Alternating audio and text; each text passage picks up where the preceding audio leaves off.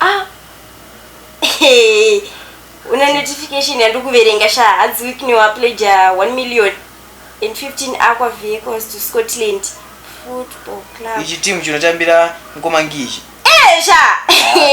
Nyepa ndizo internet chete. Chauya Chivara. Izvo pa internet. Paita mari ngoma jumbudeka ndezve mashop because zvakatopauswa pa Zim Celebs chaipo pa page racho chairo. Zim Celebs checheyo. Exactly. Sazi kona udarulisa koza Zim Celebs ipost sinaba. Nafungotara zvako zvimanigiri zvimajokes ana bag rabvaruka zvinopost kwezvo.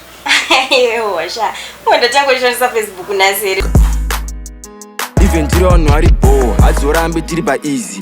Tisloderwa badness cause toerenga bible. Panenge pada chiu toera chiu. Pauda soft toera soft. Pauda bad tozongolodo badness. Ndinenge confused. Undazota noise. Mudzizo. Zvan. News badi bad news to the Amba unobega wamula bad news zokuyepa. Mfana wangu masini ndio. Iyo. Sini lala. Aliko.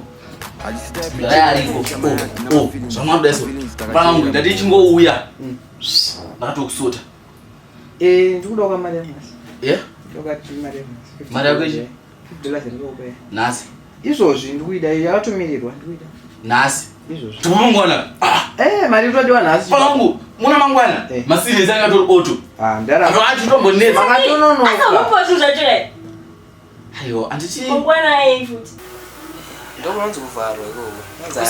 Sitina Zim Celebs ainyepe. Zim Celebs ainyepe man, nomwe Zim Celebs nyepe. Taura. Ainyepe but iwa una kuya nazvo zvacho. Ndino kuyomfana. Unoningi nauko. Uzowati ukagara na boss pana. Ndimene yenyu kanini. Akuya. Ndikuya. Komangi, munondingira ka iPhone. Ni wifi yacho. Mumatondukisa musoro. Totenda shopping. Ni mkomangi. Wangu ukanganisa meditation. Ndotombofunga kuti apa ndotanga kutenga plaza here kana ndotanga kutenga tractor. Autuwa zvine choda tanga kutengwe baba. Mkomangi. Ati maishora foni yangu mchiteka IT uchichi akaite chinitengere iPhone. Ufunga za iPhone ukufunga zve future. Inda chitomoka seyo. Andifunga zvinoenda kumberi. Taenda kushopping. Aiwa kataka kutenga farm. Nese zotumpa na ukakunyepa chahumu. Like ndona post pa Zim Celebs vichi team ya New Scotland ya wina kuti mukwana 1 billion mota. So I was thinking like tambinga is so like nasa ndi Friday ndika mungana Saturday to batai ronga zvekurora betwisi sezvo tambinga desiti.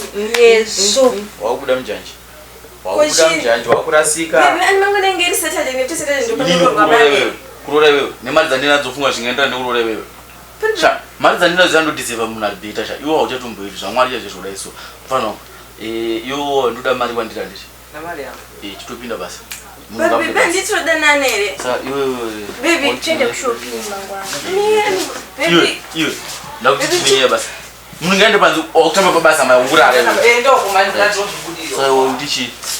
Kushopping mangwana. Uyaone ya drama time izvi zviri kupisa se summer time chipasala creativity tiri kupenya se sunshine sala creative mode media.